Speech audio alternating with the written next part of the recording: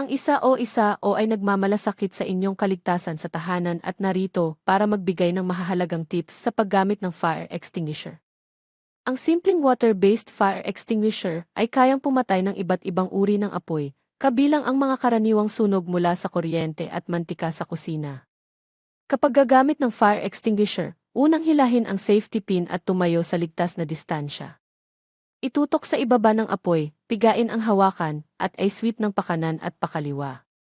Paalala mula sa isa o, ang mga fire extinguisher ay dapat ilagay sa gitnang bahagi ng inyong tahanan, ngunit siguraduhing hindi ito nakakaharang sa labasan.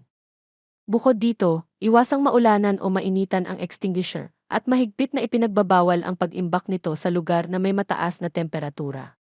Kung mapansin na may kinalawang, leak, o sira ang extinguisher, itigil agad ang paggamit nito.